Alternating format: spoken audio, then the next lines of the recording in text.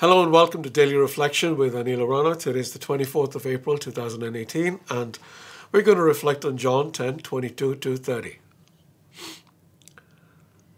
At that time, the festival of the dedication took place in Jerusalem.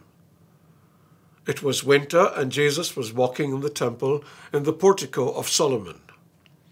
So the Jews gathered around him and said to him, "How long will you keep us in suspense?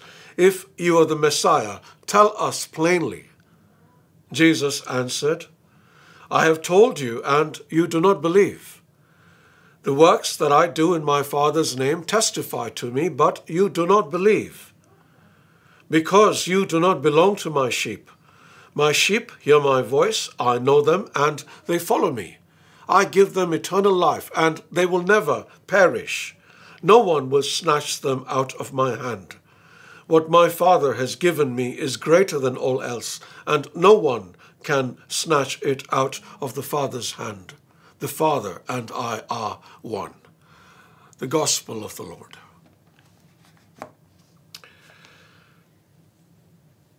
During his rule, the Syrian king Antiochus IV desecrated the Temple of Jerusalem by placing an altar to Zeus and ordering pigs to be sacrificed at the altar.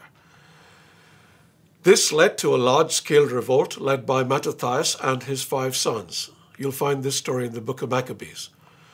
When Mattathias died, Judah, his son, took over and eventually liberated the country and rededicated the temple. The festival of the dedication mentioned over here is a commemoration of this event. It was during this festival that Jesus was walking in the temple when the Jews questioned him again, basically asking him who he was. "If you are the Messiah," they said, "tell us plainly."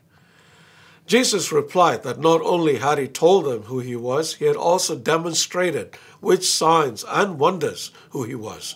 But they refused to believe because they chose not to belong to his flock. I saw a lovely video recently which showed several sheep grazing in a meadow.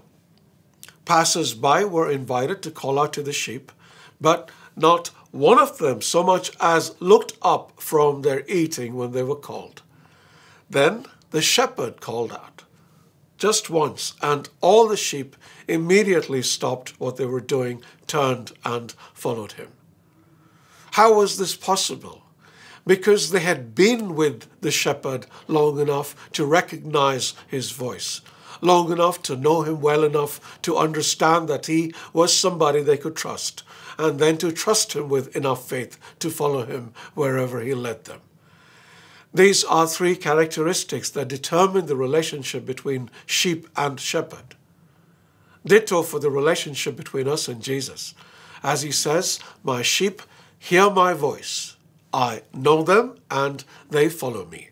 1, we hear his voice. 2, he knows us. 3, we follow him. And all this, as I may have mentioned in another reflection recently, comes only from time spent with him, developing and strengthening a relationship.